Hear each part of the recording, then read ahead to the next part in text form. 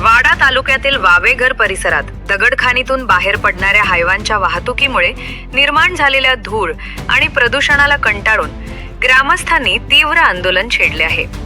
गेल्या 2 दिवसांपासून 100हून अधिक हायवा ट्रकांना अडवून ग्रामस्थांनी आपला निषेध नोंदवला आहे. ग्रामस्थांच्या म्हणण्यानुसार या अवजड वाहनांमुळे उडणारी धूळ थेट घरात शिरत असून श्वसनाचे आजार, डोळ्यांची जळजळ आणि आरोग्याचा धोका निर्माण होत आहे. तसेच या वाहनांचा जोरदार व्हायब्रेशन व रात्रीची वाहतूक यामुळे झोपेची प्रचंड समस्या होत आहे. रिकामे हायवा भरधाव वेगात जात असल्याने रस्त्यावर खड्डे पडले असून अपघाताचा धोका वाढत असल्याची तक्रारही ग्रामस्थांनी केली. अलीकडेच पालघर जिल्हाधिकारी यांनी दगडखाणीची पाहणी केली होती. मात्र धुळीच्या समस्येवर ठोस उपाययोजना न झाल्याने ग्रामस्थांमध्ये नाराजी वाढली आहे. ग्रामस्थांनी प्रशासनाला तात्काळ धूळ नियंत्रण, वाहतुकीवरील नियंत्रण आणि पर्यायी मार्ग उपलब्ध करून देण्याची मागणी केली आहे. तर तुमच्या ह्या वेगवेगळ्या रस्त्याला रोजच्या ज्या खदानीच्या गाड्या जातात, या गाड्यात ना काही अडवल्या आहेत, तिथून 50 किती गाड्या आहेत मला माहिती नाही. काय गाड्या अडवण्याचं कारण काय ग्रामस्थांनी?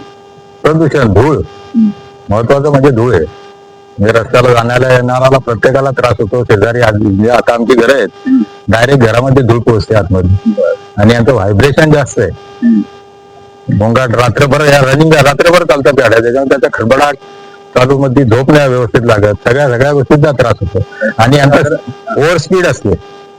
महत्वाचं म्हणजे एमटी जेव्हा जातात ना तेव्हा ओव्हर स्पीड म्हणजे खड्डे बिड्डे सगळा खडबडाट असतो. आणि सध्या रात्री आणि किती गाड्या जातात? रात्रभर गाड्या चालू असतात कंटिन्यू.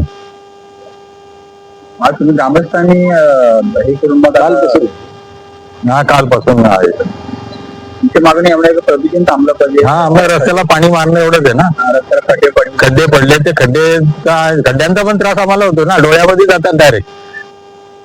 आता बाईकवर आपण गेलो तर डोळ्यात जाते, नाका तोंडात धूळ जाते आणि सगळ्यांना त्रास. म्हणजे शाळेची लहान मुलं जातात ना, आता रोडला आम्ही बघतोय आणि आमचा हा साईडला ठेवलेला खळ्या आहे, खळ्यावर भात आहे, त्या भाताचा पेंडा आहे, त्याच्यावर पण ती धूळ उडते. म्हणजे पुढे ते खराबच होणार ना. रस्त्याला चालणं होत नाही, शाळेच्या मुलांना त्रास होतोय. काय नाव तुमचं? प्रदीप ठाकरे.